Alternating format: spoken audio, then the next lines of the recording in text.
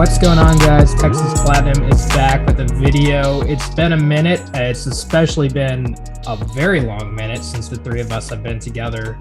Last time we were all together on a show. Quinn Ewers just committed, which is kind of ironic, being that now he's starting his first spring ball, and our next quarterback target and Arch Manning is in Austin as we speak right now.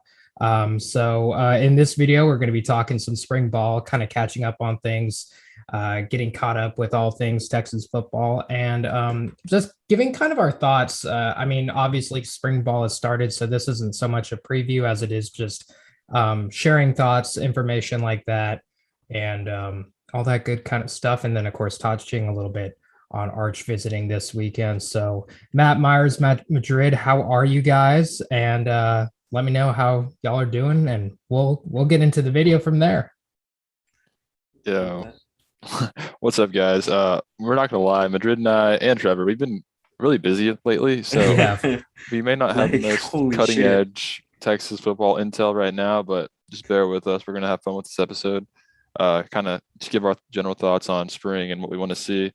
But we'll be hitting it hard in summer and be closer to the season. But yeah, I'm doing well.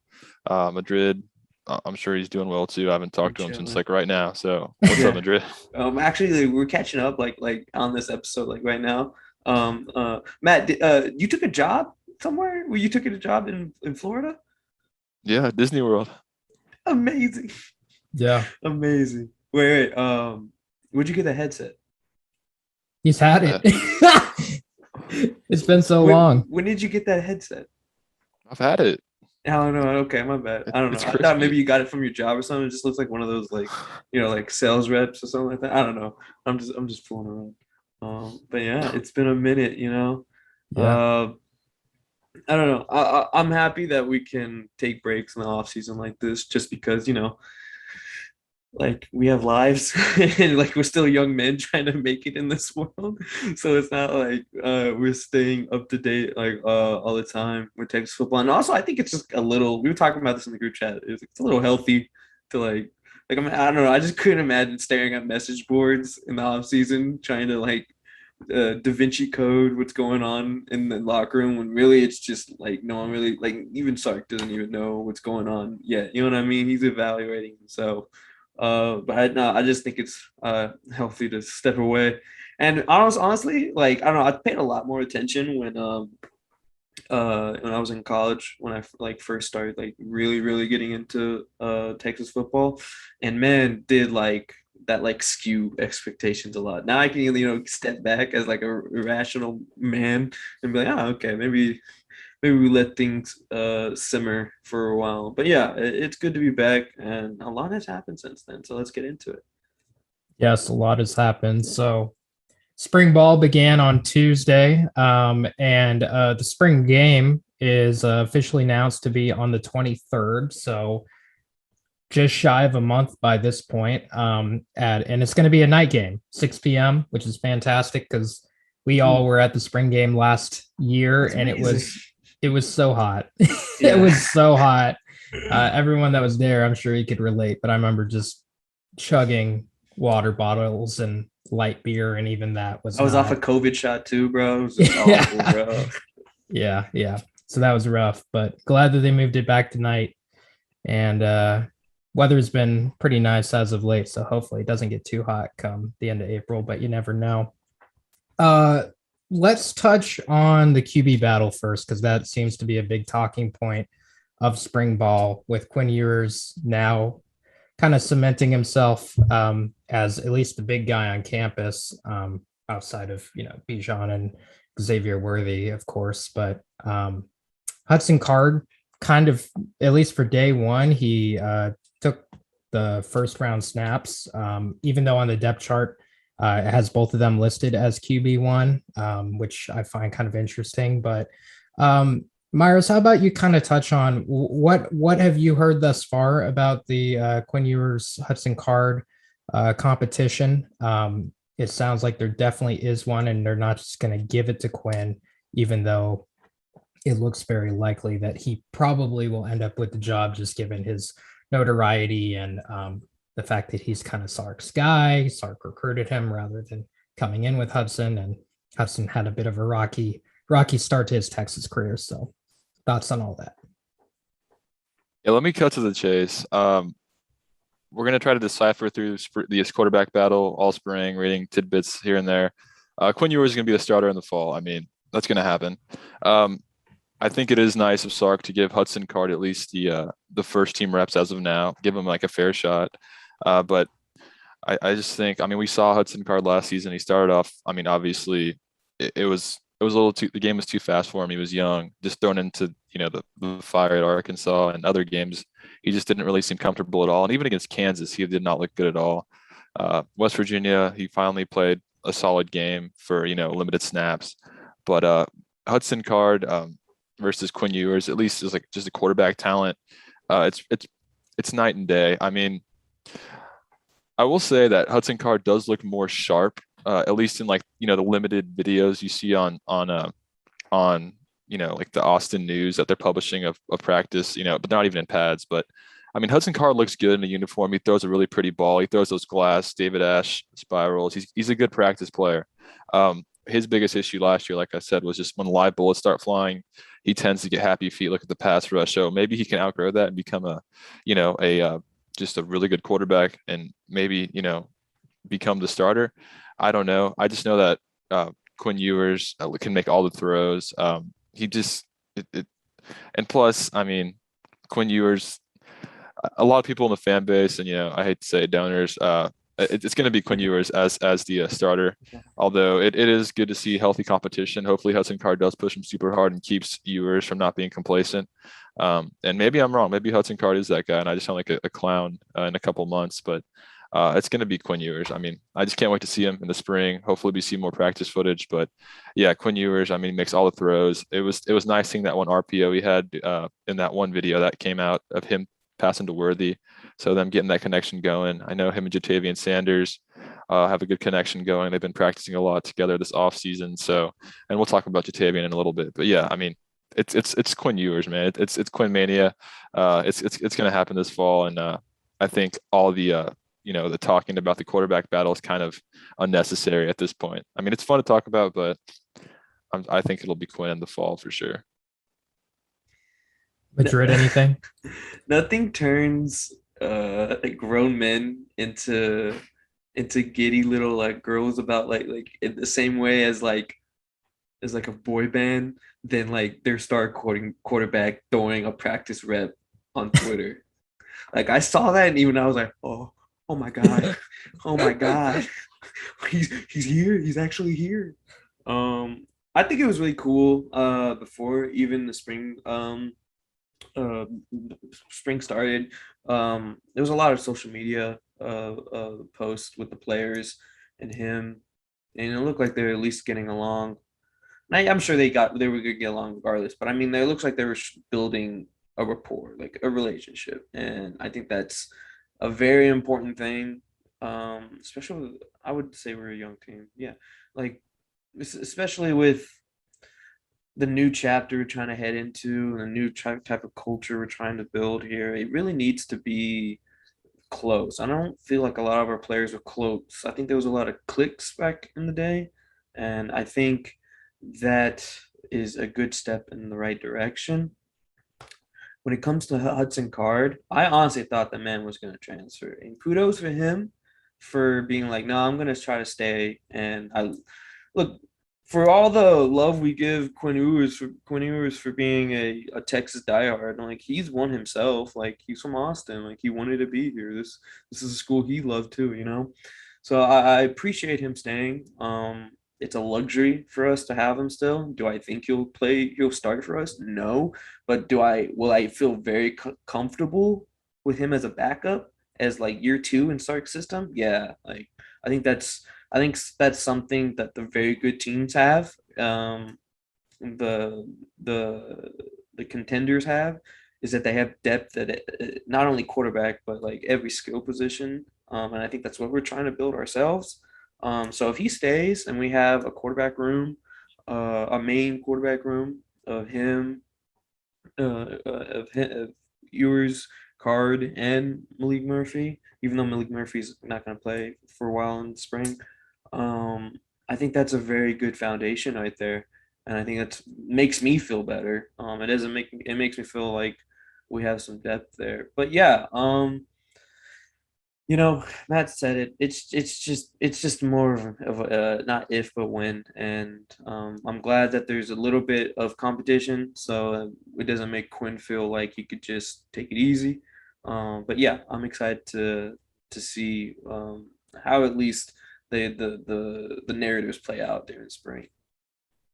Agreed. And yeah, I think it's important that even with Quinn kind of being the man in the making and the Yeah, likely starter, by all the indications, it's still important that he earns it, yeah, especially exactly. Yeah, being a transfer coming in.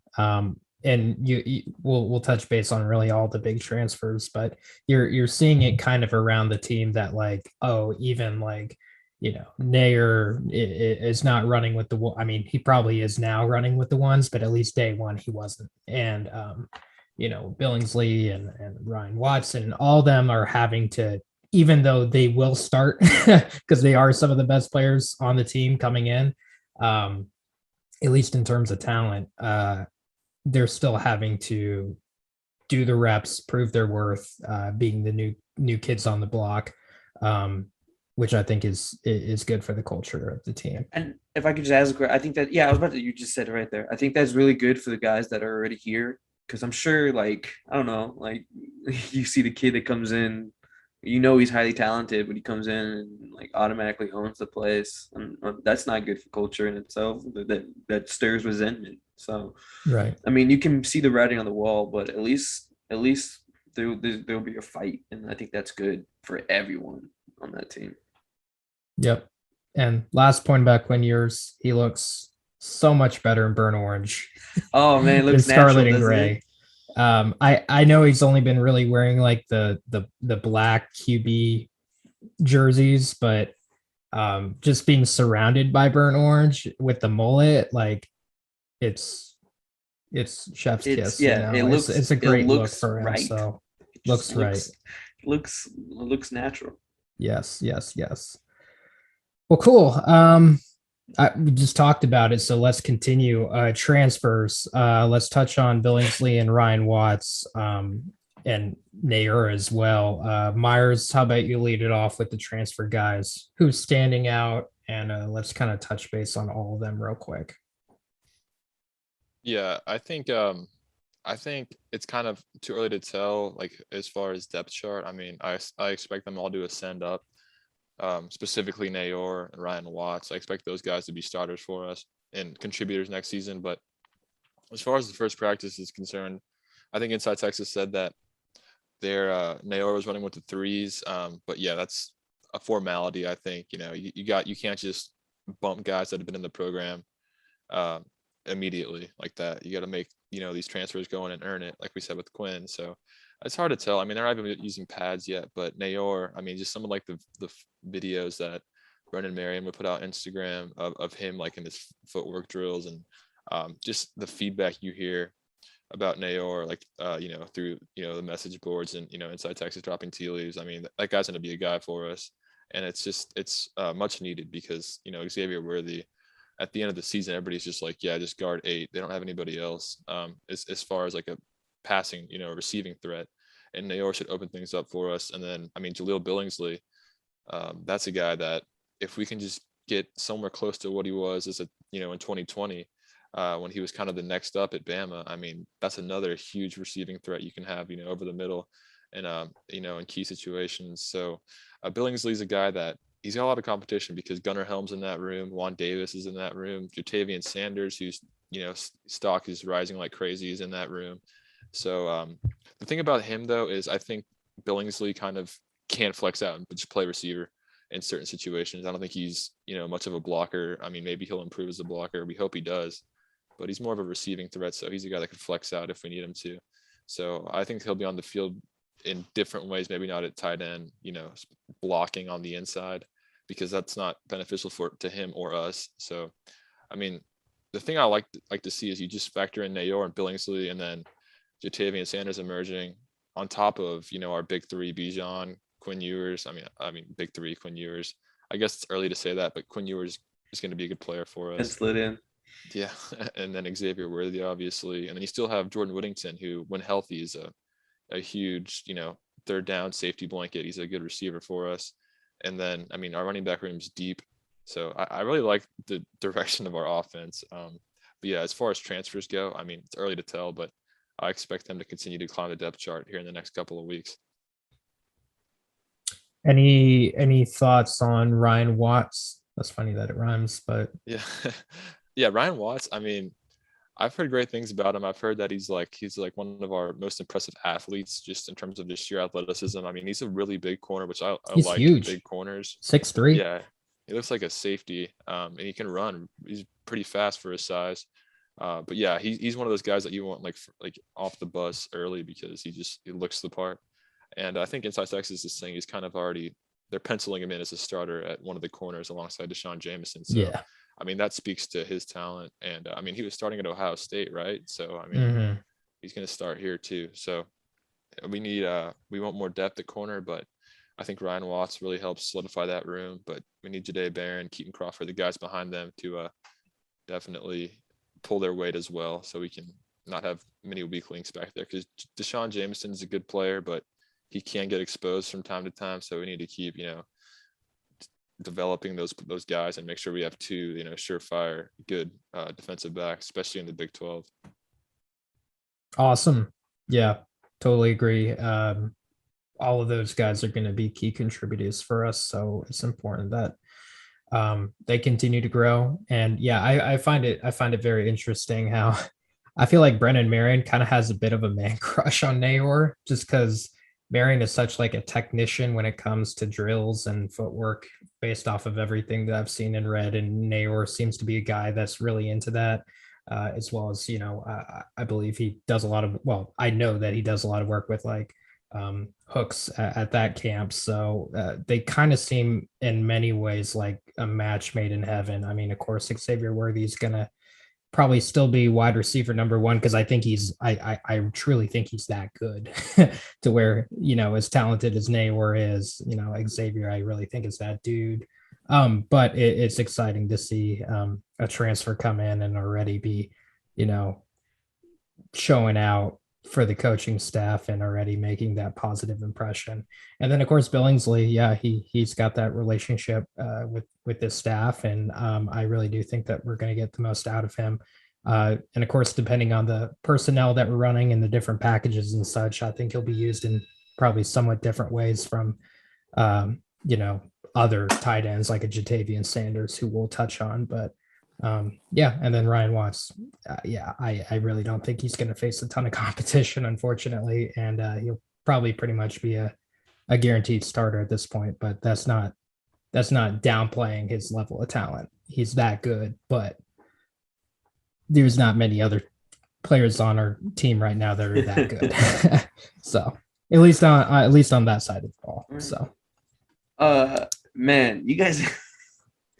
When you guys are talking about all the offensive pieces like we added and that are gonna grow this next season, man, start the fucking train, bro. Let's go. I'm back in. Let's go. What's his face? Who else? You guys, who's the transfer from Bama we had last year that we really used? What's his name again? From last year? From last year. On defense, Ben Davis? Offense. No. What was his name? Keelan Robinson. Like, I don't know. I was just thinking, I was like, damn, like Joe Billingsley, Tavian Sanders, a healthy Jay Witt, Nayor, Xavier Worthy, year 2, Bijan Robinson with a full workload under his belt already. Okay, I'm gonna stop myself there. Yeah, and then just Quinn. I don't want to say it yet, but like I want to say it. Quinn. Like, oh god. Okay. I won't get ahead of myself. But yeah, that is what like good teams have though. They don't, because I like last season, like they're just Xavier. That's it. Or Bijan too, but like you can only run the ball so much. So like I don't know. Like having options is a very, very, very good thing. And I think this is one of those years we actually do have a bunch of options. So yeah, I'm excited. Let's now transfer over away from transfers to early enrollees. Some of the new guys that are not transfers but are early enrolled freshmen. Of course, Justice Finkley has kind of at least he took over the offseason with his workouts. I kind of feel like he was the hot name coming into spring ball, as well as Terrence Brooks, just his skill set that he possesses. Myers, and we'll keep this topic short because of course these guys are literally just getting started. They've only been a few days into spring ball, but transfers that stand out to you at the moment, and what should we be really focused on in your opinion? Not transfers or early enrollees, but you get my gist. Yeah. No, I think Terrence Brooks is the player for us. I mean, that guy's gonna have play. I mean, speaking of Ryan Watson wanting depth behind him, Terrence Brooks, he looks a little bit different whenever he's out there compared to some of our other DBs. He's just a natural player, super talented. That's a guy that's going to be on the field a lot next year. I don't know if he'll be a starter from day one, but I think he's going to definitely be in the rotation. Might end up being our best, our top cornerback number 3, our best option there, to fill in if someone's out or, something happens. Also, I'm looking at Cole Hudson a lot because the O-line depth, which is really bad right now, and that's okay. That's kind of expected. That's why we took 7 or was it 8 O-linemen this class. But Cole Hudson's like the only early enrollee, and Cole Hudson's a guy that people kind of overlook. He's not the highest rated one of the bunch, but my friend that works in the program, he told me like this guy could play for us next year. I don't know if he projects better to tackle or guard. I'm not really I'm not like inside Texas where claim to know offensive line skill sets and projections, but he's just a really big guy that plays violent, and he's a guy that we're going to need at least definitely in the spring. So if he can get developed this spring, that'd be huge for us. Get some depth, because our O-line was pretty bad last year and we have no depth, at least right now. So I want to see him develop and become a player for us before the cavalry arrives with Kelvin Banks, Devin Campbell, Nito, Yumio, Zulu, all those guys, Cam Williams. So, I mean, I want to see our O-line just look okay. I mean, Christian Jones on the right side, I want to see him look serviceable. But yeah, back to freshmen, Justice Finkley, I would say he's a guy that looks the part. I mean, he looks like a grown man. I can't believe he should be in high school right now. But I just want to see if he'll be a contributor for us, because, I mean, we don't really have a lot of talent at the end, but we have a lot of bodies, I would say. I mean, like Baron Sorrell, Mora Ojimo, a lot of guys coming in like Jamon Tapp. So I just want to kind of see how they continue to progress through spring ball. But I mean, I'm sure we'll hear some tidbits here soon. But yeah, I haven't really heard much about freshmen aside from Terrence Brooks and Cole Hudson, really. So I don't really have too many things to say on that front. Malik Murphy being hurt, hopefully he gets to get his feet wet so he can kind of solidify that third string spot for him this spring. But we'll see from there. Great. Yeah. And again, like I said, they're just starting, so but just initial thoughts. I didn't know if I caught you saying this. Banks, Campbell, are they with us for spring or no? No. Okay, that's what I thought. Really, I think all the Myers just said it. All of them outside of Hudson are coming in the summer. So okay, all right, my bad. Yeah, which is a little unfortunate, and kind of surprising in a way, because so many of them are highly rated, and I feel like a lot of highly rated guys, show up on campus early intending to, make a starting position for themselves. But unfortunately, we don't have that luxury yet. But yeah, and we'll touch on offensive line in a bit. We want to touch on one more player that we want to, of course, give some highlight to. So Jatavion Sanders, this offseason, there's been a little bit of buzz around him. I mean, there's always been buzz around him. He was in that one class. He was like our lone 5-star that we signed in the midst of a whole bunch of turmoil. So it was pretty amazing that Herman and ultimately Sark were able to kind of seal the deal on him. Going into the beginning of Sark's tenure. But he hasn't really gotten many in-game snaps up to this point in his career, which is kind of surprising considering his talent. But it was kind of a new position for him. He was a receiver more so in high school than a true tight end. But it seems, based off of the reports, that he's really kind of taken it upon himself to get better and improve as a tight end this offseason with Quinn coming on board. I've heard that they've, established a bit of a rapport, doing a lot of practices together and kind of building that camaraderie, as well as hitting the weight room hard and really, diving into the books of what it means to be a tight end and not just a, giant pass catcher that's athletic. So Myers, what have you heard about Jatavian, and what do you think we should expect for him going into, really the spring game, I guess? Yeah, it was super surprising to hear that he was running with the ones in the first day of practice. So I guess that speaks to his work he put in this offseason, and the staff's taking notice.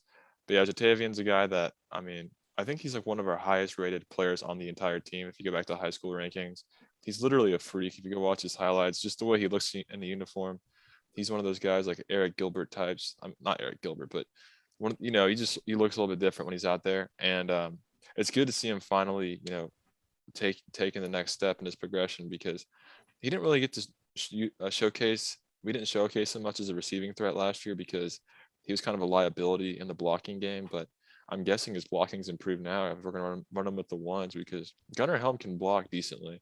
And the fact that we had Jatavian in there with the ones means that, we're not going to put out someone who can't block completely at tight end. We're just not going to do that. That's why we had Cade Brewer in there last year, because you could at least block a little bit. So, I'm really encouraged to see that him and Quinn have, that connection already being built. That's something that he definitely didn't have with Casey last year or Hudson. So, man, I'm super excited to see Jatavian Sanders. That's a guy that could really just change the whole complexion of our team and our offense. If you add in him as like a real threat, the sky's going to be the limit for this offense. We're going back to the Kool-Aid on the offense. I feel like it's fair to drink the offensive Kool-Aid at least. But yeah, Jatavian's a guy that I'm super excited about. Yeah. Madrid, you got any thoughts on Sanders, or should we move on? I just feel like, I'll be honest, he's one of those guys that you just kind of forgot about. Yeah. For a while. Seriously. Yeah, no, for real. Like, we all know that one high school highlight, and everyone's like, ah! But then, like, you don't hear it from a while, and then yeah, exactly. And then all of a sudden you hear, oh, he's tearing it up in spring, and it's like, oh, more mystique of Jatavian Sanders. I don't know. I feel like also he just struggled. He probably struggles to, like, I don't know, because Matt said there's one thing about being big and like strong, but there's one thing of using that in the football sense, especially in the tight end sense. That's such a demanding position. So I'm sure he was probably one of those like projects, or is one of those projects that he needs to develop like hard football skills before he can tear it up as a receiver.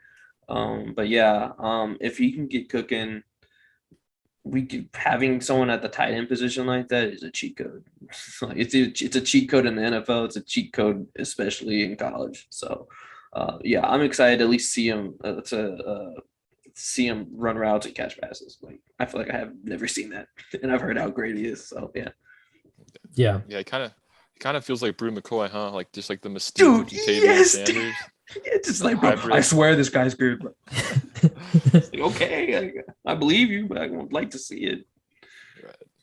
Yeah, agreed. I definitely going to keep his eye on him throughout spring. Keep my eye on him rather throughout spring ball, and especially in the spring game. I'm very curious to see just how he's used, how often he's targeted, and just kind of the different pack again, because we got a very deep tight end room.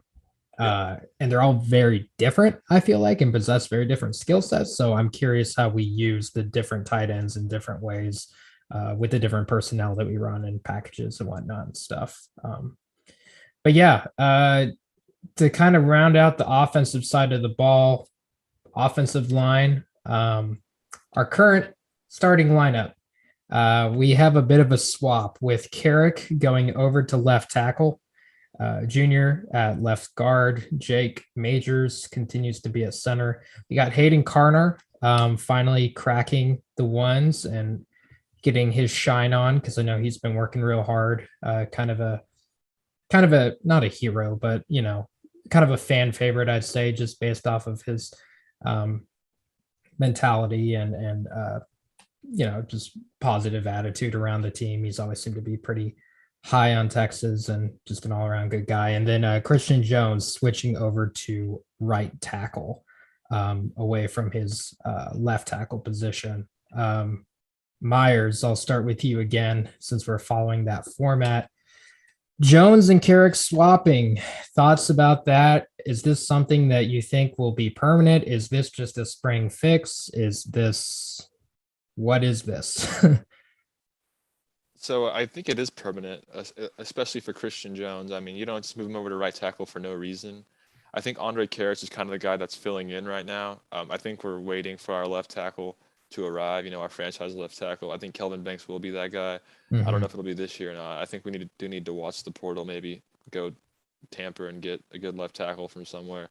But yeah, I think this is kind of a move that's looking more towards the future, because if you get Christian Jones at right tackle and then you get a good left tackle, still have Junior there and Majors on the inside, and hopefully Hayden Connor or Devin Campbell can step up at guard. Then you're going to have at least a solid O-line. That's all we need, is a solid O-line. So I'm excited to see Christian Jones move to right tackle. He was a liability a lot of the times last year at left tackle. Carrots wasn't perfect either at right tackle. So both of those tackles need to develop, honestly. Carrots is a guy that I really liked out of high school. It's just kind of, he's just little, he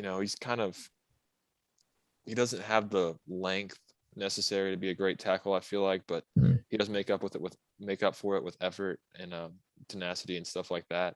But I think we need to get a different left tackle in the program. Kelvin Banks comes to mind, but I'm thinking maybe as a transfer as well. So I'm excited about the move, and we'll see where it goes from here. But I think it's a good first step for Kyle Flood and what he wants to do with this O-line, because last year didn't cut it at all. So we have to definitely make some strides to at least have a solid O-line so our offense can just feast, because we got everything else except the O-line figured out, it seems like. Yeah, and I'm definitely very curious. Obviously this is spring ball, so you can't look too far ahead, but looking ahead to summer, once the other guys come in, how this, because I think this lineup is going to be probably changed, especially with DJ Campbell coming in.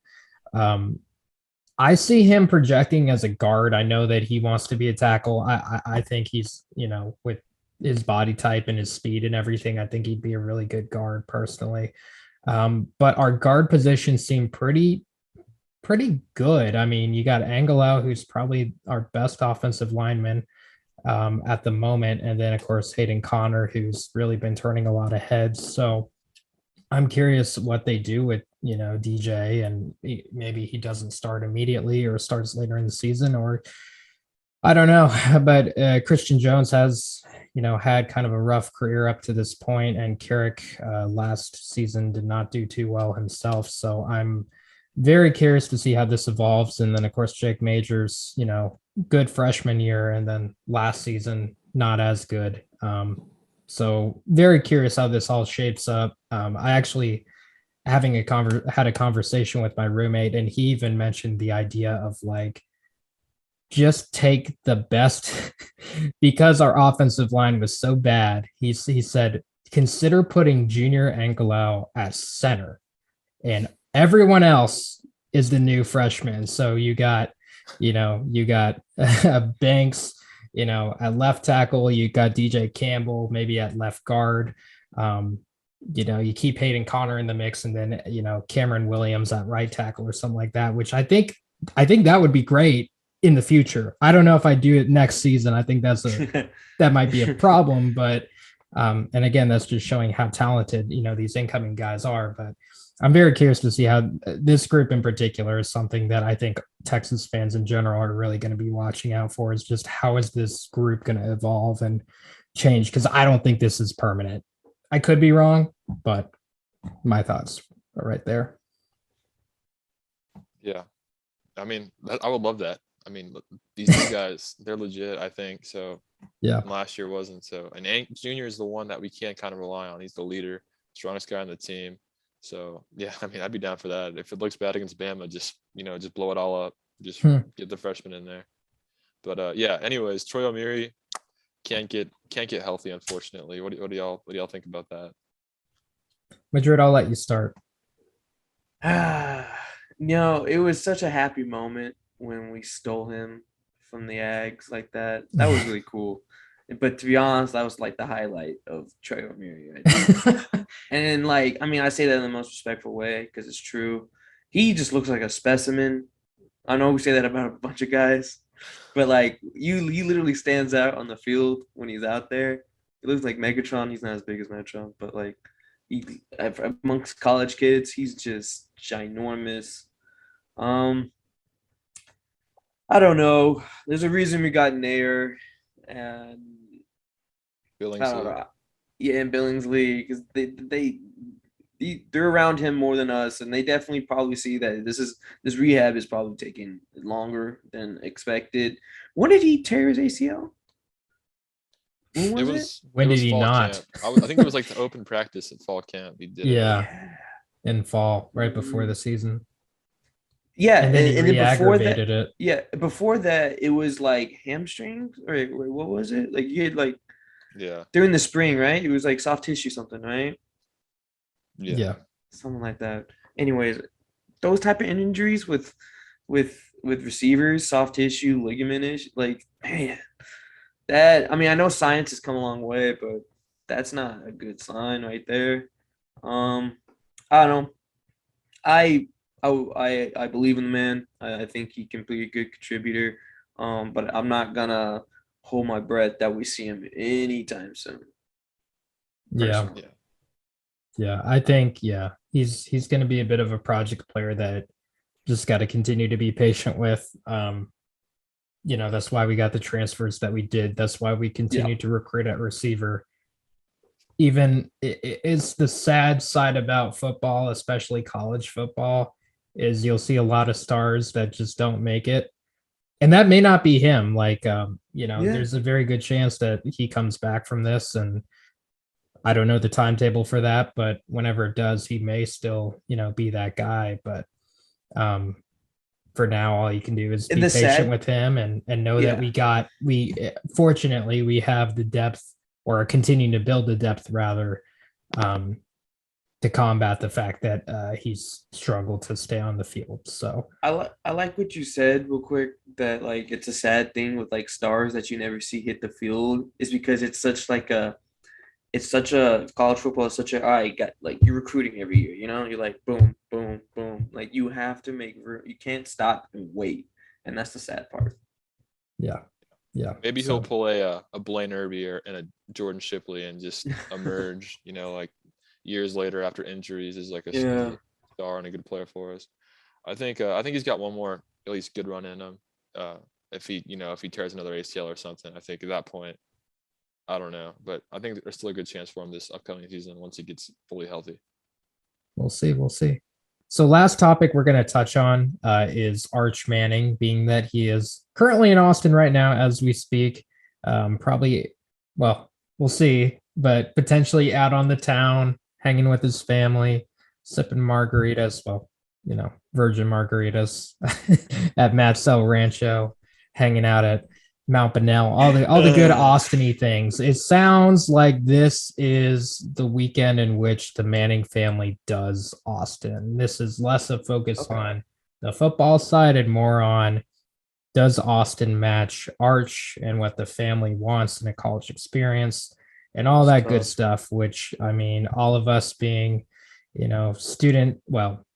graduates rather of the University of Texas, obviously we're going to be biased and say that, it's hard to beat Austin in terms of a college experience, but especially compared to Alabama. I will say that Athens, Georgia is a great place. I've been there a few times, and that is a fantastic college town. But definitely something that should be interesting, and there'll be a definite buzz this weekend as Arch continues to make his rounds around the city and around campus and everything, with Texas Relays being in town as well. So thoughts on the Arch visit Myers, where do you think we stand with him? Because last video we were starting to actually feel a little behind Georgia and Alabama, but now it sounds like caught up quite a bit, and there's been some crystal balls already saying, "Hey, we think he's going to come to Texas,"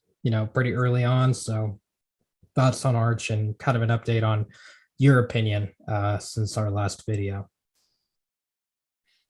Yeah, it seems like the stain of last season, 5-7, is kind of worn off, and it's kind of been like a reset for Arch and really Texas and the staff and all recruits. It seems like they're kind of giving Texas a serious look again, and that's the difference with Arch. I feel like we're definitely the leader just based on everything I mean, all the sites are saying the same thing. This is Texas is to lose.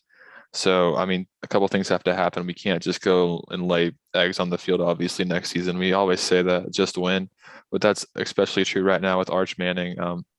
Yeah, Arch, he's coming into town. I think he's in town already, and he's going to do Roundup. I mean, Roundup's going on. If you're a UT student or an Texas X, you know what Roundup is. And I feel like they're going to have him lined up with all the nice parties and sororities and stuff like that. So that'll be fun for Arch. He's gonna really just kind of immerse himself as a UT player. Like a de facto UT player the next 3 days. It's kind of a long visit.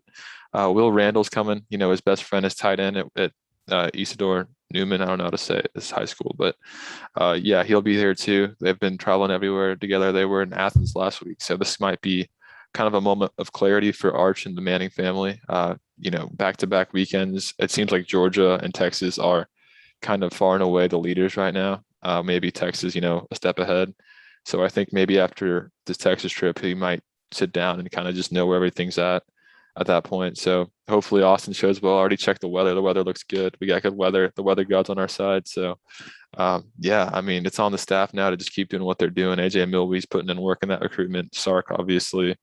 And then, I mean, all the other talents and to be there in town with them too, because people want to play with Arch Manning. I mean, come on, like if we get Arch Manning, the floodgates will open. So it's a big moment for Texas. We definitely need to make sure that we do all we can this weekend to further our lead and kind of just hopefully secure his commitment this spring, because I think he's still going to visit Alabama after us.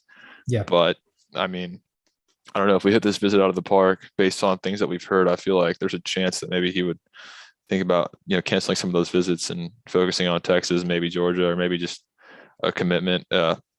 So hopefully we just stay the course, keep doing what we're doing, and hopefully Austin sells itself this weekend. Yeah, Madrid. Yeah. Arch. I don't know. And recruitment. I feel like I hope Arch doesn't watch this video, but I don't know. Like, Austin is nowadays like a real hit and miss for people. You know what I mean? It's either you like that, you like the growth that's going on, and you like the culture change that's going on, or you go, oh, this is not what it used to be, or this is a little too techie, if you catch my drift. So it just depends on what side of Austin shows up when Arch is around. You know what I mean? Like, I mean, I liked my West Campus experience. I liked my party experience. It was great. But like, I don't know. I mean, I've been out of it for like 2 years now, right? 2 years, and COVID happened. So like, it's not. Is it the same? I don't know. Everyone I know that was there is gone. So like, I don't know. I just hope it lives up to expectations. I think it will, but Austin's a pretty easy sell for most young people, especially 18-year-olds. It's she sold me, man. So yeah, I'm excited. Having Arch like having him on the team would just be like a cherry on top. Just like yeah, we're down, but here we go. We can get this guy. So. Yeah, it's ours to lose. I'm reading the same things, which is hard to imagine because I feel like in the beginning we were the outside looking in. But I hope he enjoys all those virgin margaritas. Yes. Emphasis on the virgin margaritas. Right. Well, at least when he's going out, probably not at Roundup. Those won't be virgin for sure. But yeah, I mean. And of course, like I said, we're biased, but Yeah, Austin is it really kind of sells itself unless you have a very particular taste where you're not into city life and kind of progressive thinking rather. But I feel like the Manning brand marries very well with the city of Austin and just big name in general. From what I've heard, he's not the biggest fan of Tuscaloosa. It is more, small town SEC type vibe. Football kind of runs everything. And the interesting thing, I mean, not interesting, but the thing about Austin and Athens is still very much a college town too, but it is surprisingly kind of diverse and a little progressive itself. Definitely not like Austin, but it's not just your typical SEC town. There is some more stuff to Athens, in my opinion, but I think that based off of the fact that this family cares so much about everything outside of football, I feel like this is almost kind of like a trump card potentially. It's like a no-brainer almost on that side. Definitely a wild card to the whole recruiting situation. And I mean, Texas did a great job encouraging him to come this weekend, with Texas Relays roundup, which I didn't even consider, but that's a fantastic thing as well to get him exposed to a little bit of party life and the fraternity Greek life and everything as well. The weather this time of the year, I think, is the best that it is. You got the blue bonnets out, you got the wildflowers coming out, so I'm sure they'll hit up the hill country at some point and actually see the landscape, because that's pretty hard to beat. It's just such a beautiful part of the state, very unique too. And then and just kind of see the culture of it all. And one interesting point, because I know when Arch first visited Texas, everything that I heard kind of conveyed that he was almost a little turned. The whole family was a little nervous that there was such a buzz about Arch's presence. The paparazzi was out and everything, and everyone wanted a piece of him. But what I hope, we'll see, but what I hope that he finds in the city of Austin, which is a very interesting thing about the city, is that because it is so diverse and it's not what it used to be, where it was all about UT football. I was about to say the same I thing. think there's a good chance he won't be recognized. And I think he'd actually appreciate he may that. not be like the biggest thing in town at the time. You know what I mean? With Yeah. everything else that's going on there. Yeah, I know what you mean. Mm-hmm. And that's something that as Texas fans, we might be a little bit turned off by, because, historically, especially back in Vince Colt era, and then obviously beforehand in the Royal era, that's really all there was in the city of Austin. And now, because there's so much here, football in some regards, unless it's really good or there's a really good matchup in town, it can very well be an afterthought city-wise. Excuse me, city-wise. I think that, interestingly enough, I know that can be a turnoff for some recruits, but I think it could potentially be a turn on for Arch that maybe he won't be recognized.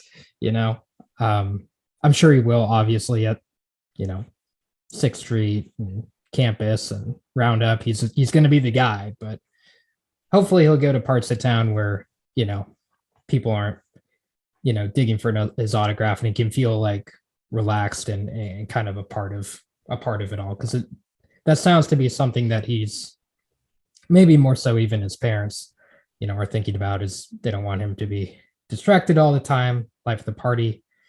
Of course, he'd become that way once he'd come to Texas. I mean, but that's another topic for another day. That's for Arch to decide. Right.